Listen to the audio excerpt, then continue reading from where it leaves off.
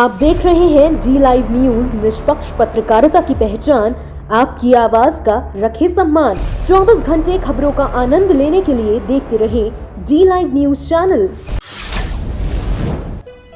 आने वाले समय में राजस्थान प्रदेश के मुख्यमंत्री महोदय की गिनती प्रधानमंत्री मोदी जी के सबसे विश्वस्त मुख्यमंत्री के रूप में होगी। के गुप्ता।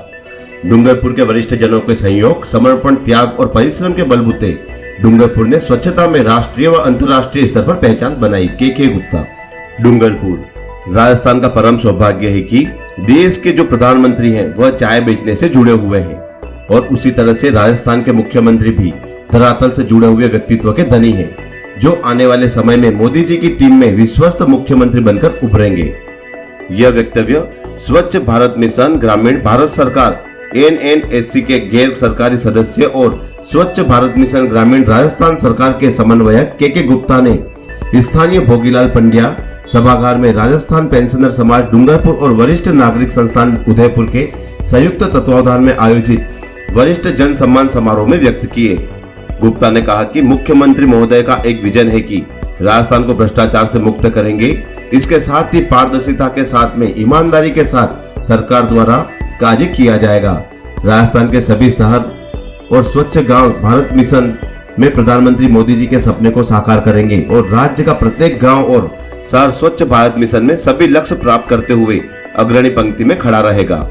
इसको सम्मिलित करते हुए हमारा प्रदेश स्वच्छ भारत मिशन में देश भर में प्रथम स्थान प्राप्त करेगा। गुप्ता ने कहा कि उदयपुर में स्थित तारा संस्थान द्वारा वृद्धजन की सेवा में अनुकरणीय कार्य किए जा रहे हैं।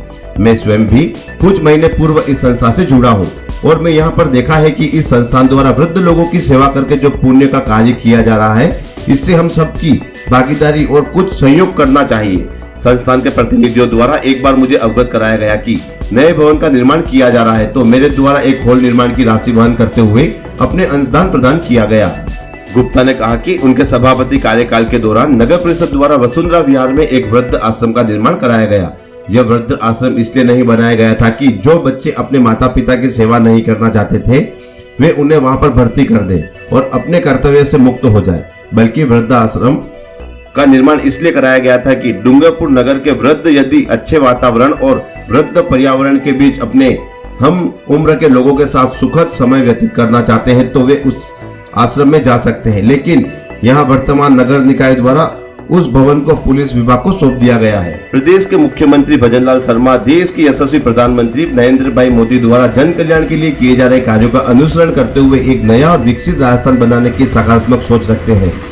प्रदेश के मुख्यमंत्री शर्मा महोदय जमीन से उठे हुए एक सामान्य कार्यकर्ता के रूप में पार्टी का कार्य कर रहे हैं।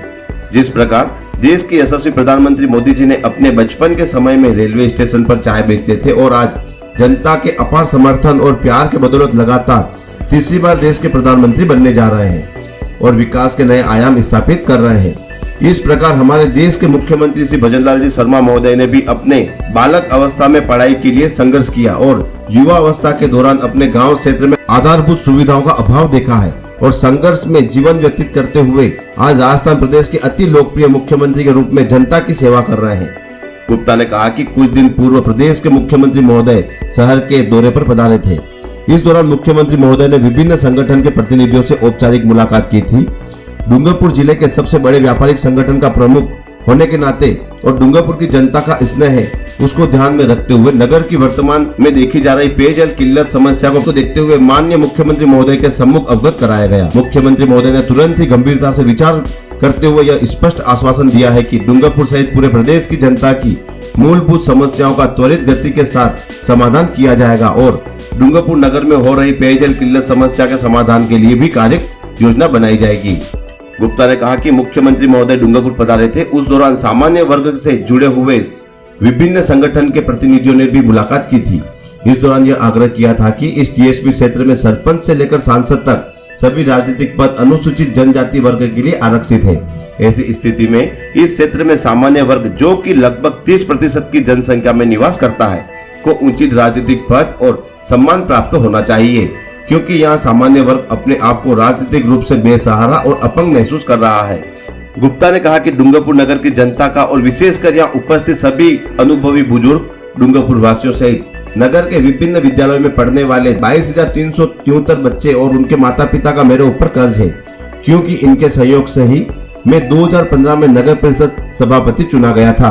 अपने कार्यकाल के दौरान मेरे द्वारा इस डूंगरपुर को विकास और स्वच्छता के क्षेत्र में नई ऊंचाइयां पर पहुंचाया गया, जिससे आज भी डूंगरपुर का नाम राष्ट्रीय और अंतर्राष्ट्रीय पटल पर लिया जा रहा है। गुप्ता ने कहा कि मेरे ऊपर डूंगरपुर की जनता का कर्ज है, मौका मिलने पर इसे अवश्य रूप से उतारने का पूरा प्रयास करूंगा।